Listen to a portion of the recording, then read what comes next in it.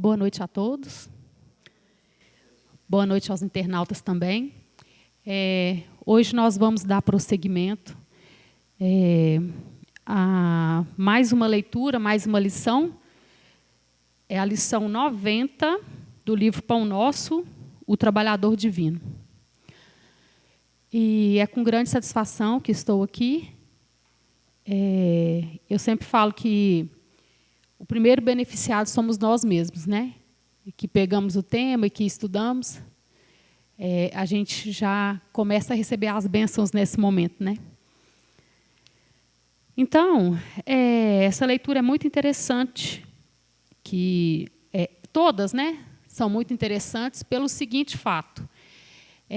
Essas leituras, elas conseguem trazer para o nosso dia a dia, né, fazer com que a gente reflita o nosso dia a dia. Porque, às vezes, a gente lê coisas que fica assim, muito vago, né? Na época de Jesus e tal. É claro que é interessante a gente saber de toda a história dele, né? Todo o exemplo que ele veio nos dar. Mas, às vezes, a gente escuta coisas que, às vezes, fica tão longe, né? E dentro dessas leituras, não só do Pão Nosso, mas vários outros livros, Palavras de Vida Eterna, Fonte Viva, sempre traz para a gente essa atualidade, da gente conseguir trazer para o nosso dia a dia a lição. Esse é o objetivo, né? Não adianta nada a gente ficar falando aqui e não conseguir trazer a reflexão para o que a gente vive hoje, para a nossa reencarnação hoje, porque senão não teria sentido, né? Não conseguiria nos ajudar. E outra coisa, outra vantagem, né, desses livros é que cada lição a gente pode incrementar, né, no nosso culto no lar. Cada lição vale para um dia, que a gente escolhe um dia da semana para fazer o culto no lar, e aqui ela já vem dividida, né? Para isso mesmo, para esse objetivo. Então, cada lição, cada número aqui, começa no número 1, né? E vai até não sei quanto aqui, mas cada uma vale para um dia de estudo em casa, que é muito importante, né? A gente ter esse dia de estudo dentro da casa da gente, por causa da energia que é envolvida ali na hora desse estudo, né? Então, vamos lá. O título é O Trabalhador Divino. Ele tem a pá na sua mão, limpará a sua eira e ajuntará o trigo no seu celeiro. Mas queimará a palha com o fogo que nunca se apaga. Está lá em João Batista, Lucas, capítulo 3, versículo 17. E ele começa assim: apóstolos e seguidores do Cristo, desde as organizações primitivas do movimento evangélico, designaram-no através de nomes diversos. Jesus foi chamado de o Mestre, o Pastor, o Messias, o Salvador, o Príncipe da Paz. Todos esses títulos são justos e veneráveis. Entretanto, não podemos esquecer, ao lado dessas evocações sublimes, aquela inesperada apresentação do Batista. O precursor designa-o por trabalhador atento, que tem a pá nas mãos, que limpará o chão duro e inculto, que recolherá o trigo na ocasião adequada e que purificará os detritos com a chama da justiça e do amor que nunca se apaga. Interessante notar que João não apresenta o Senhor empunhando leis, cheio de ordenações e pergaminhos. Nem se refere a ele de acordo com as velhas tradições judaicas, que aguardavam o divino mensageiro num carro de glórias magnificantes. Refere-se ao trabalhador abnegado e otimista. A pá rústica não descansa ao seu lado, mas permanece vigilante em suas mãos e em seu espírito. Reina a esperança de limpar a terra, que lhe foi confiada às salvadoras diretrizes. Todos vós, que viveis empenhados nos serviços terrestres, por uma era melhor, mantende aceso no coração o devotamento à causa do Evangelho do Cristo. Não nos cerqueis dificuldades ou ingratidões. Desdobremos nossas atividades sob o precioso estímulo da fé, porque conosco vai à frente, abençoando-nos a humilde cooperação, aquele trabalhador divino que limpará a eira do mundo. Oh, gente, essa leitura é linda, né? Muito bonita. Mas, além disso, ela nos faz refletir muito o que a gente está fazendo aqui. O que nós estamos programando nessa reencarnação hoje. Porque ele faz uma comparação do que seria o trabalho. Não sei se todos vocês conseguiram absorver a leitura, né? Cada um da sua forma. Mas ele faz uma analogia, ele faz uma comparação do que seja trabalho. E isso é muito importante para a gente. Porque nós, quando a gente, por exemplo, se eu perguntar para vocês, o que é trabalho? Uai, trabalho é minha profissão. É o que eu faço, vou lá, trabalho, ganho no final do mês. Não é assim que a gente vai entender? É isso também. Mas o que mais, além disso, que a leitura está tentando nos explicar? Primeiro, que ela está chamando a nossa atenção para, além daquele trabalho que a gente já tem, que é a nossa obrigação, entre aspas, que eu tenho que fazer todo dia para ter o meu dinheiro no final do mês, para me sobreviver e comprar minhas coisas, existem outros tipos de trabalhos que, às vezes, a gente não inclui como trabalho. Né? E a gente, às vezes, é tão enraizada essa questão do trabalhar e receber, que a gente acha que outros tipos de doação não seja trabalho. Eu falo, às vezes, por experiência própria, assim, às vezes, no consultório, perguntar, você trabalha? Aí, aquela que é dona de casa responde assim, não, eu não trabalho, eu sou dona de casa. Aí eu falo assim, tá, você não trabalha não. Você não recebe no final do mês para trabalhar. Mas você trabalha, às vezes, até muito mais do que outra pessoa que está trabalhando na rua, né? Fala assim, fora de casa. Está vendo como que a percepção da gente é tão pequena em relação ao trabalho? Trabalho para a gente é só... Se você recebe, você está trabalhando. Se não recebe, não é trabalho. Como assim? Como assim? E o trabalho voluntário? Não é um trabalho? Então, não é considerado um trabalho? Porque não ganha no final do mês? Então, é justamente isso que essa leitura está tentando explicar para a gente. E mostrar que, chamar a atenção da gente, para quê? Além daquele trabalho que você tem que fazer para ganhar no final do mês, porque a gente tem que fazer, a gente também não vai viver de brisa, né? Então, nós temos essa obrigação. Mas, além disso, o que eu estou fazendo? Além disso, porque muitos de nós só estamos fazendo isso. Nós só estamos cumprindo horários, cumprindo as regras, cumprindo horários, né?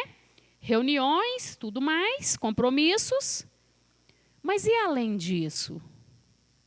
Será que eu faço alguma coisa que é por livre, espontânea vontade? Um trabalho? uma doação?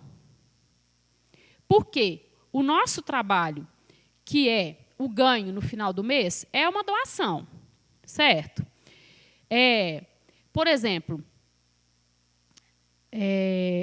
um médico, ele se doa ouvindo o outro e auxiliando ali com um medicamento, com uma orientação, ou até mesmo com encaminhamento para outro médico e tal. Ele doa esse tempo para estralar, se doa para o paciente ali, naquele momento. Ah, mas aí isso ele faz porque ele recebe. Tá certo, recebe no final do mês. Mas é um tipo de doação, concordam? Todo trabalho. Você faz alguma coisa em prol do outro, mas você recebe. Então tá. Então, se fosse diferente, talvez a gente tivesse assim extremamente evoluídos, não precisássemos de trabalhar, certo? E todo mundo com a vida feita, não precisássemos de trabalhar, mas aí cada um trabalharia do jeito que quisesse, na doação do próximo. Alguém acordaria 5, 6 horas da manhã para ir fazer uma doação para o próximo? Vocês acham? Algum de nós aqui ia acordar às 5 horas sabendo que eu posso dormir até meio-dia? Que ia ficar na mesma, não ia mudar nada para mim? Está vendo? Como que a gente ainda precisa disso? Porque se não for assim ainda, a gente não consegue fazer essa doação. Então, pelo menos essa, nós somos obrigados a fazer. Querendo ou não. Você tem que ir. E pronto, acabou. Senão você não tem no final do mês. Só que nós, o que está falando aqui na leitura, é para que a gente se abra mais para as outras coisas. Sabe? Até mesmo um trabalho espiritual, um trabalho comigo mesmo. De repente, dali um tempo, eu já posso fazer um trabalho em prol do outro. Sabendo que, em primeiro lugar, o primeiro beneficiado é aquele que começa a fazer isso. Hoje, já tem médicos, né, que atendem pessoas com depressão, até mesmo psicólogos, psiquiatras, psicanalistas, né, que já estão trabalhando de uma forma diferente. Eles já estão tendo a noção de falar, olha, faça um trabalho voluntário. Vai lá no Hospital do Câncer, colocar comida na boca do pessoal lá. Vai lá servir um cafezinho para você ver a realidade. Porque, às vezes, a gente reclama, entra em depressão. Não que eu esteja desmerecendo, tá, gente? A depressão é uma doença e tem que ser tratada. Mas chega um ponto que a doença ela é tão grave que ela não deixa a pessoa enxergar mais nada. Só aquele problema que é dela. E ela só consegue ver o seu próprio umbigo. Ela acha que é só ela que sofre. Que é só ela que tem problemas. Então, já tem muitos médicos que já estão trabalhando nessa área. Claro, cada um tem um estilo de trabalhar.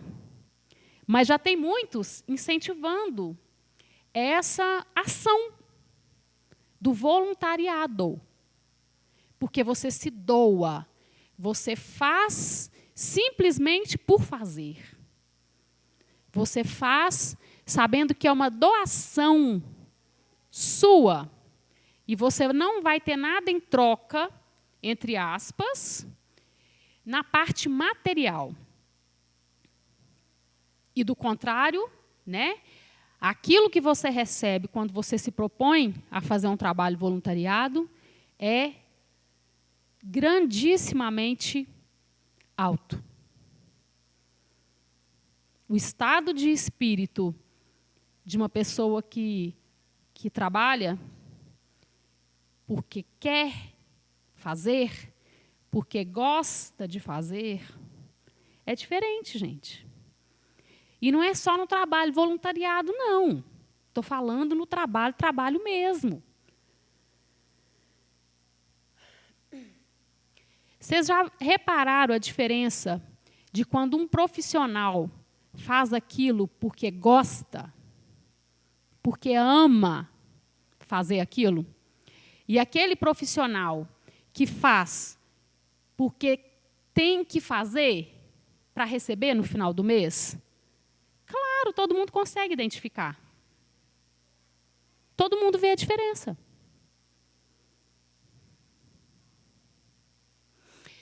E ainda falo mais. Às vezes a gente pensa assim, eu preciso de umas férias. Eu preciso descansar. Eu preciso de umas férias. Eu preciso ficar pelo menos uma semana sem fazer nada. Descansando. Ou, final de semana, vão menos ainda, só.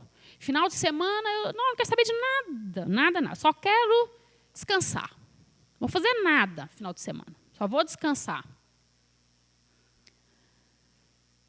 Aí a gente para e pensa assim, vou fazer nada. Tá, você não vai fazer nada físico. Não vai trabalhar, né? Mas vocês já repararam que a gente cansa muito mais quando a gente fica à toa e a gente liga a televisão domingo, 8 horas da manhã, e vai até de noite, que você fala assim, não, mas parece que eu estou mais cansada ainda do que durante a semana. E o que é isso? Não acontece isso às vezes com a gente? Você fala assim, vou descansar, mas não vou fazer nada nesse final de semana. Mas não precisa me chamar para nada, que eu vou ficar só à toa. O físico. Mas e a mente? Você descansou a mente? Você programou alguma coisa boa para você alimentar o seu corpo espiritual?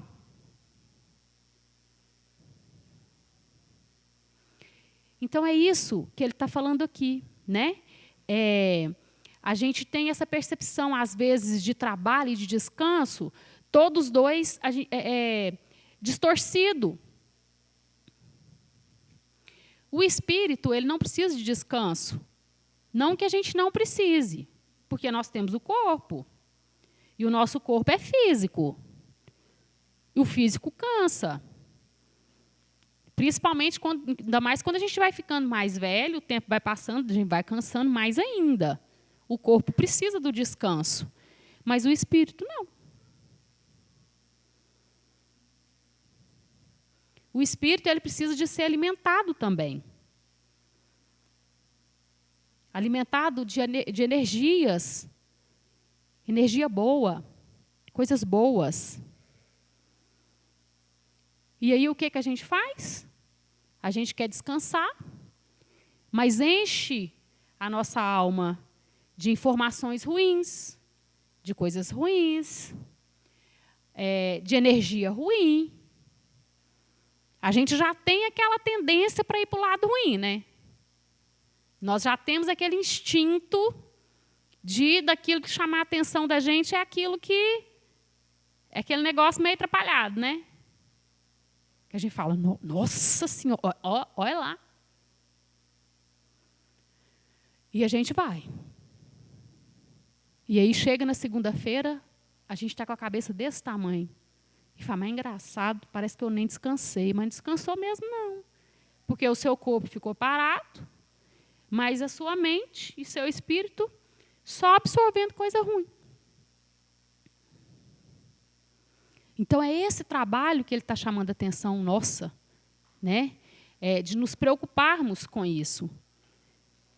Preocuparmos em ter, em nutrir esse nosso espírito, porque ele também tem sede, ele tem fome de energia boa, de coisas boas. Aí, às vezes, a gente fala, mas então, se a gente está no mundo que a gente está vivendo hoje, cheio de coisa ruim, cheio de violência, cheio disso, cheio daquilo. Como é que eu vou fazer isso? Como é que eu vou viver zen? Não é viver zen. É a gente tentar, pelo menos, ter mais dias felizes, mais dias bons do que dias desagradáveis. Nós sabemos que a felicidade plena ela não é desse mundo, não. Mas se eu pensar, a felicidade não é desse mundo mesmo, então...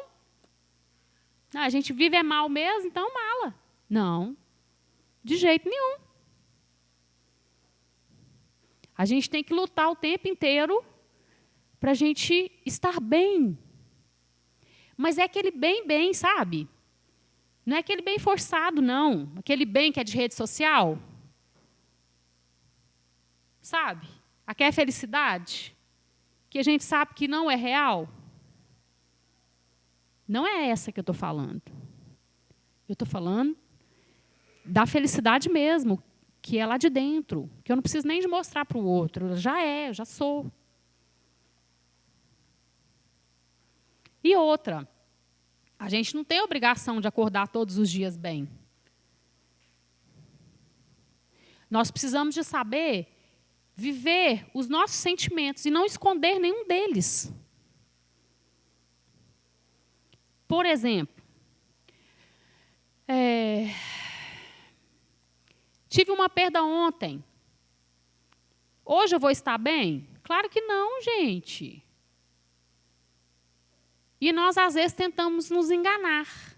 Às vezes, por pura vaidade, né? Se eu terminei o namoro ontem, não, eu tenho que mostrar para todo mundo que eu estou bem. Ixi, eu estou na balada já. Com um copo de vinho na mão, um espumante, maquiagem. E aí? Será que eu estou vivendo realmente aquilo que eu estou sentindo? Não estou. É até uma falta de respeito com a gente mesmo, né? Então, nós não temos que ter nem medo e nem vergonha daquilo que a gente sente. Simplesmente sentir e observar aquilo que pode ser mudado. Mas não para nos culpar, nos martirizar. Não. Não resolve. A culpa não resolve. Ela nos paralisa, pelo contrário. Então, ele está mostrando aqui, ó. Vou voltar aqui um pouquinho, né, no que ele está falando. Jesus foi chamado de vários nomes. Ele fala aqui na leitura. Mestre, pastor, Messias, Salvador, Príncipe da Paz. Todos esses títulos. Aí ele ainda fala assim, que são justos e veneráveis. Todos esses títulos são justos para ele, para Jesus, né? Entretanto, não podemos esquecer, ao lado dessas evocações sublimes, aquela inesperada apresentação do Batista. Então, a apresentação do Batista em relação a Jesus era diferente. Era trabalhador, atento, que tem a pá nas mãos, que limpará o chão duro e inculto, que recolherá o trigo na ocasião adequada e que purificará os detritos com a chama da justiça e do amor, que nunca se apaga. Então, o que ele está falando aqui para a gente? Que Jesus, que foi o nosso maior exemplo, que foi o nosso mestre, Salvador, Messias, pastor, príncipe da paz, ele foi um trabalhador. Um grande trabalhador. E ele realizou a sua missão, né? Que foi muito especial, marcou a vida de todos nós, sendo um trabalhador. E para quem que ele trabalhou? Trabalhou para Deus. Trabalhou para aqueles também que estavam aqui. Nos serviu além de tudo. Então, o que a gente imagina, né, num exemplo que a gente tem desse? Aquele que era o mestre, aquele que era o Messias, aquele que era, né, o Todo-Poderoso e tal. Se fosse um de nós, com a audácia, né, da comparação, com a audácia da comparação, se fosse um de nós que viesse nessa posição, como é que será que a gente ia vir? Na nossa pequenez. Não, eu sou um mestre, não é? Eu sou um pastor. Por isso que, às vezes, muitos de nós nos perdemos, até mesmo nos nossos trabalhos. Que trabalho? Todos eles.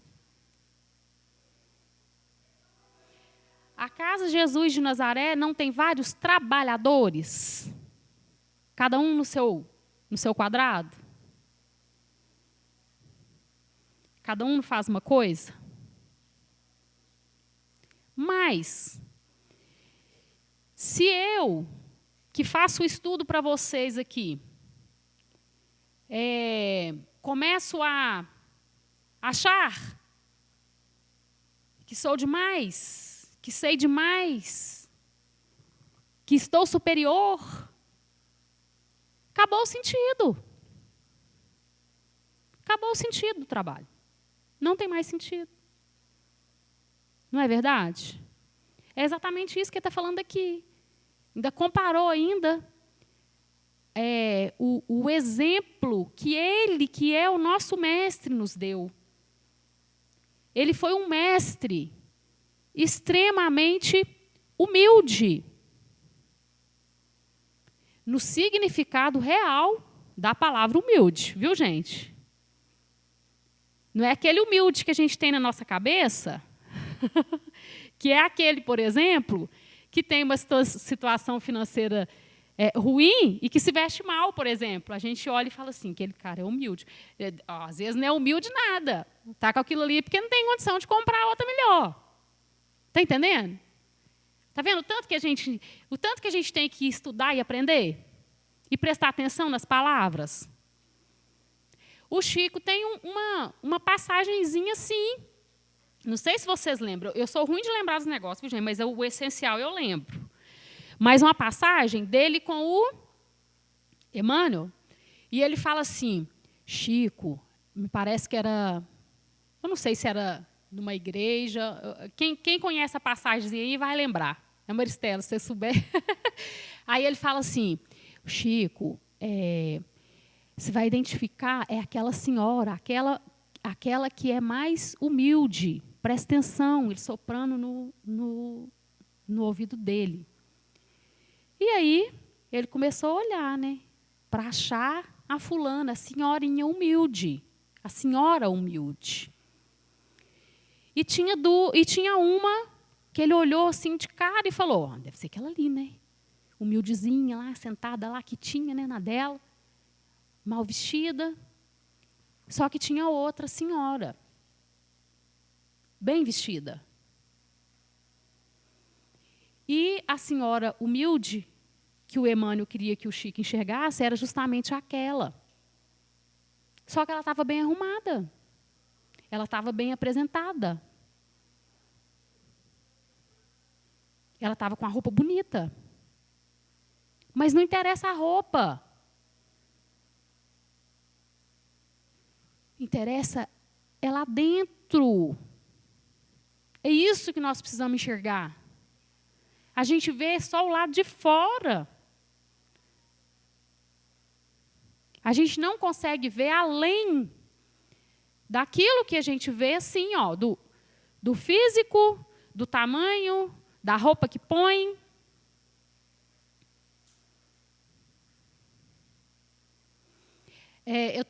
Uma vez, na palestra do Amaral, ele falou uma coisa interessante, que é essa questão do vestir, da nossa vestimenta. Ele falou assim, que quando a gente nasce, a primeira preocupação de todo mundo é colocar uma roupa. Só que, às vezes, isso nos atrapalha tanto porque começa a diferenciar um do outro pela roupa que veste, pelo sapato que coloca. Hoje, até pela máscara, né? Pela máscara que usa. Tem umas que são caras até, outras mais baratas. Está vendo como é que a gente vê as coisas muito com os olhos materiais? Nós não conseguimos ver a fundo aquele espírito, aquela alma. Porque, em primeiro lugar, nós somos o próprio espírito. Às vezes a gente fala, eu tenho o espírito. Não, você não tem, você é. Você tem esse corpo aqui, mas você é o espírito. Se a gente raciocinasse mais, lembrasse mais disso, seria mais fácil da gente identificar as coisas.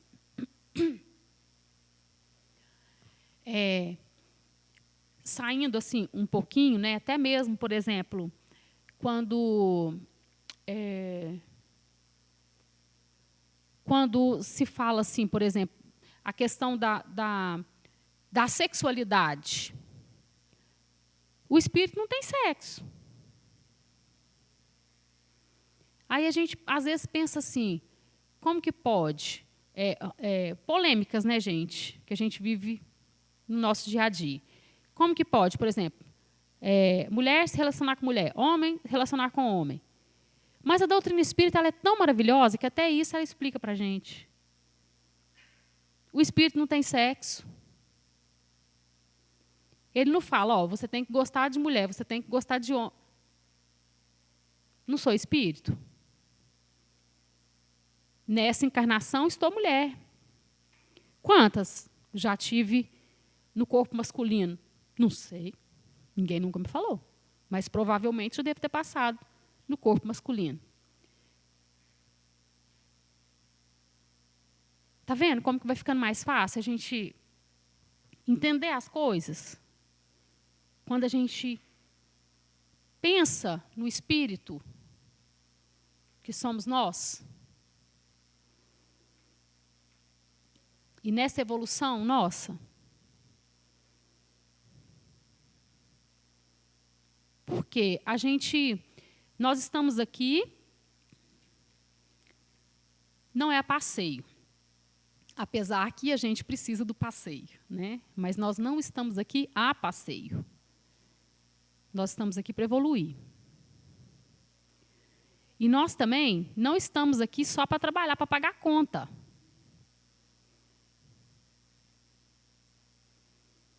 Aí a gente pensa assim,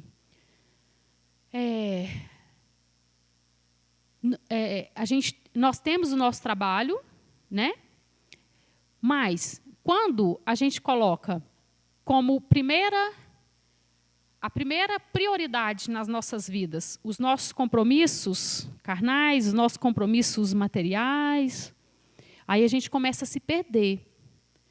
Porque quando chegamos aqui, nós não chegamos com esse principal objetivo, não. Ele vem junto, ele vem incluído, mas não é o principal objetivo. Compromissos, contas, esse não é o principal. E a gente para, né, para pensar quando, por exemplo,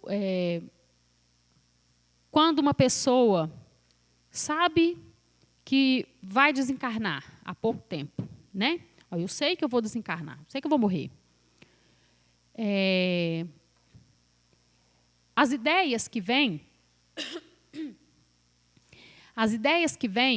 era o quê? Eu poderia ter dado mais atenção, eu poderia ter gastado mais tempo com minha família, poderia ter dado mais atenção para meus filhos, poderia ter dado mais valor na minha esposa, poderia ter cuidado mais daquela pessoa que precisava, poderia ter ajudado mais a minha mãe antes de ir embora, poderia isso, poderia aquilo, poderia aquilo, poderia aquilo, poderia aquilo. Nessa hora, a gente não lembra dos bens materiais. Mas se a gente não tomar cuidado, a gente só não lembra deles nessa hora. Que é a hora de estar indo embora, a hora de estar partindo. Então, ninguém no final da vida vai falar, nossa, poderia ter comprado aquele carro, né, aquele ano, eu fiquei com medo de comprar aquele carro, ou então, poderia ter comprado aquela casa, ter trocado aquela casa tal ano, não troquei, quanta coisa eu não fiz. Ninguém lembra disso no final da vida. Mas sim das coisas pequenas. Sabe, aquelas coisas que não são coisas pequenas, é que a gente vê como coisas pequenas, como momentos pequenos, bobos até às vezes, e a gente não dá valor. Então, são esses momentos que a gente tem que começar a resgatar. Momentos com a família, momentos que nos dá prazer, pessoas que nos fazem bem. A gente vai vivendo e, às vezes, a gente vai largando essas coisas de lado. A gente vai desvinculando, a gente vai largando. Quando você vê, você já desvinculou, você já não, né, não tem mais contato, não tem mais vínculo. Então, é importante a gente começar a resgatar isso.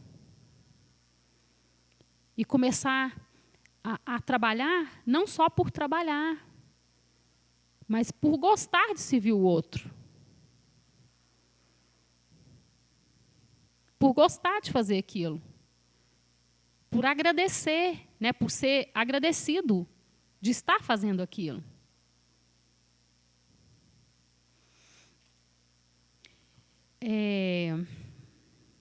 E ele fala assim, que é interessante notar que João não apresenta o Senhor empunhalando leis, cheio de ordenações e pergaminhos, nem se refere a ele de acordo com as velhas tradições judaicas, que aguardavam o divino mensageiro num carro de glórias magnificentes.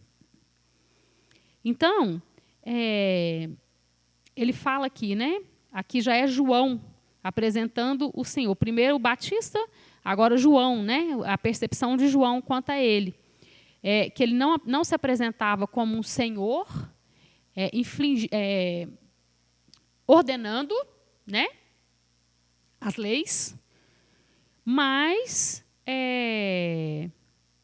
de acordo com as velhas tradições, guardavam o divino mensageiro num carro de glórias magnificentes. Então, não era aquele mestre cheio de pompas que seria apresentado, né? Ele não queria nada disso. Ele não queria nada disso. Primeiro, porque o tempo dele era pouco. Ele tinha que vir e deixar o seu legado, deixar a sua história, deixar o seu exemplo, para ter outras pessoas para seguir. Ele tinha que ter alguém perto dele para passar para frente. Porque senão também ia morrer ali, né?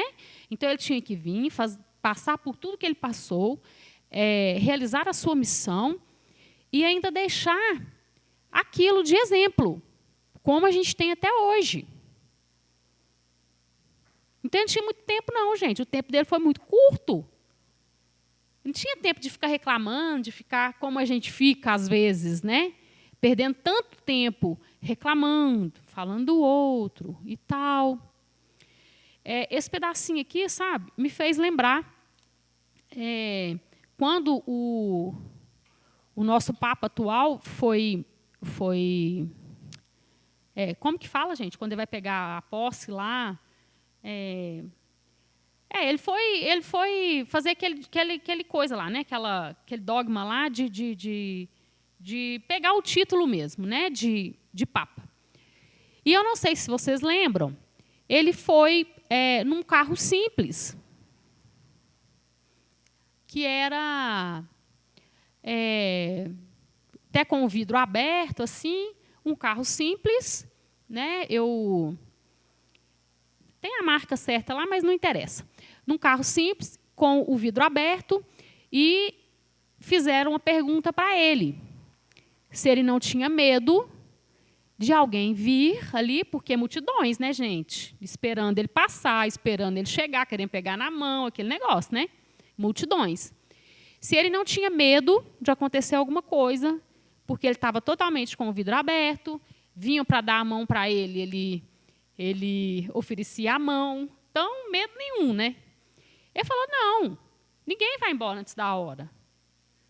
Então, não tem perigo de eu ir embora antes da hora.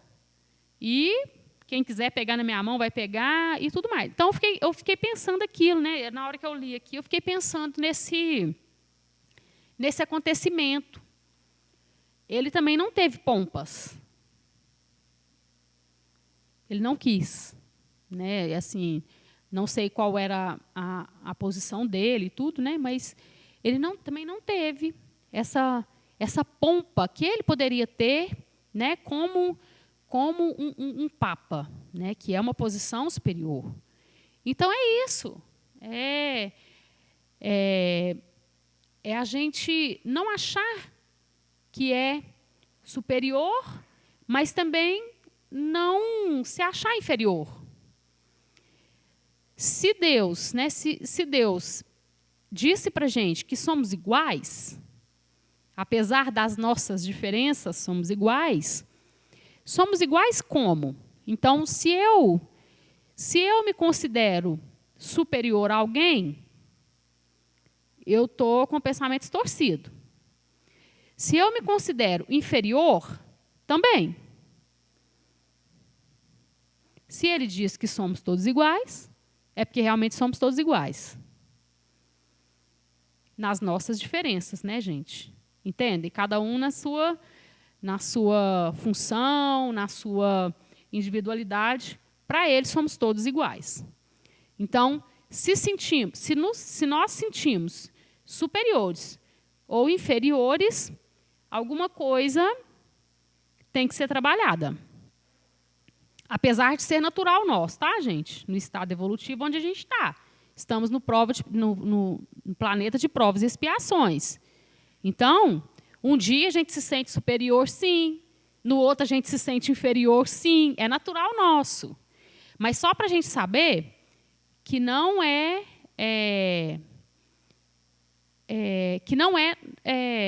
normal.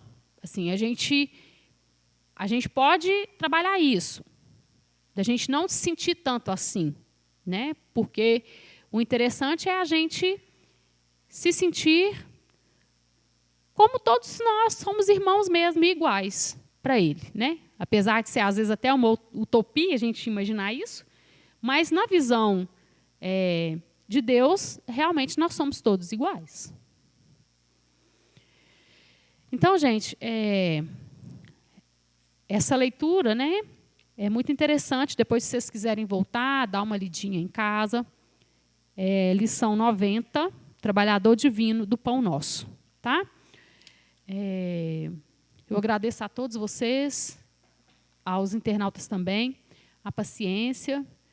E é muito gratificante a gente estar aqui falando da vida dessa pessoa que foi tão importante, né, e que é tão importante para a gente, né, com seu exemplo, com a sua maturidade, com a sua personalidade, né, de vir e de fazer o que tinha que ser feito, e de não reclamar, e de não impor, o que é muito importante também, né? Nós, às vezes, temos essa mania de impor as coisas ao outro, e ele sempre trabalhou, né, sem essa imposição, você tem que me seguir, você tem que ir, não. Seguiu quem quis, foi curado quem estava apto a se curar, quem teve fé, quem estava pronto para ser curado. Então, tudo no seu tempo, tudo na sua hora, né, na sua hora certa. Isso a gente também precisa aprender. Então, muito obrigada a todos. Até uma próxima oportunidade. Boa noite. E boa noite aos internautas também.